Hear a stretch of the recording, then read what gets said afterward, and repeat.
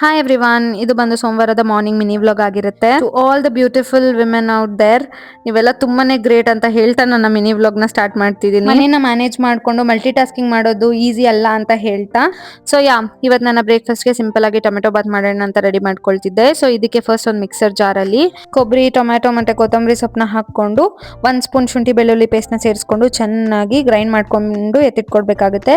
So ಅದಾದ್ಮೇಲೆ ಒಂದು cooker ಅಲ್ಲಿ 2 ರಿಂದ 3 ಸ್ಪೂನ್ ಎಣ್ಣೆನ ಸೇರಿಸ್ಕೊಂಡು ಅಂಡ್ ಅದಕ್ಕೆ ಚಕ್ಕೆ, ಲವಂಗ, ಜೀರಿಗೆ, ಏಲಕ್ಕಿ, ಪಲಾವ್ ಎಲೆ ಎಲ್ಲದನ್ನು ಸೇರಿಸ್ಕೊಂಡು ಒಂದು 10 ರಿಂದ 15 ಗೋಡಂಬಿ ಪೀಸಸ್, ಸಣ್ಣಗೆ ಹಚ್ಕೊಂಡಿರೋ ಈರುಳ್ಳಿ, ಹಸಿಮೆಣಸಿನಕಾಯಿನ ಸೇರಿಸ್ಕೊಂಡು ಚೆನ್ನಾಗಿ ಫ್ರೈ ಮಾಡ್ಬೇಕಾಗುತ್ತೆ. ಅದಾದ್ಮೇಲೆ 1 ಕಪ್ ಬಟಾಣಿ, 1 ಕಪ್ ಪುದೀನ ಲೀವ್ಸ್ ನ ಸೇರಿಸ್ಕೊಂಡು ಚೆನ್ನಾಗಿ ಸಾಟ್ ಮಾಡ್ಕೊಬೇಕಾಗುತ್ತೆ.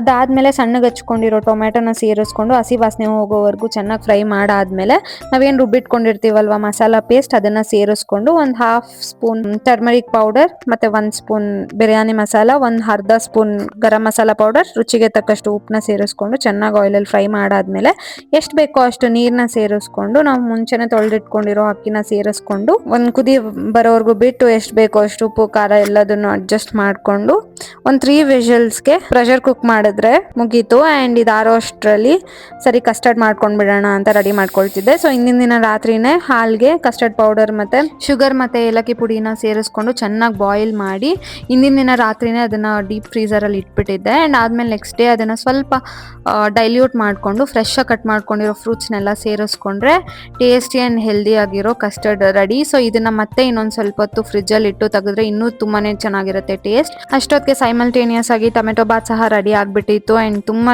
ಅರೋಮೆಟಿಕ್ ಆಗಿ ತುಂಬಾ ಚೆನ್ನಾಗಿತ್ತು. ಈ ರೆಸಿಪಿನ ಒಂದ್ಸಲಿ ಟ್ರೈ ಮಾಡಿ, ನಿಮ್ಗಂತೂ ಫೇವ್ರೇಟ್ ಆಗಿಬಿಡುತ್ತೆ. ಈ ಬ್ರೇಕ್ಫಾಸ್ಟ್ 1 ಪಾಟ್ ಮೀಲ್ ಅಲ್ವಾ, ಆ್ಯಂಡ್ ಈಸಿಯಾಗೂ ಮಾಡ್ಕೊಂಡು ಬಿಡ್ಬೋದು. ಸೊ ಟೈಮ್ ಆಯಿತು ಅಂತ ಅಂದ್ಬಿಟ್ಟು ಕಾಲೇಜ್ಗೆ ರೆಡಿ ಆಗೋಣ ಅಂತ ಹೋದೆ.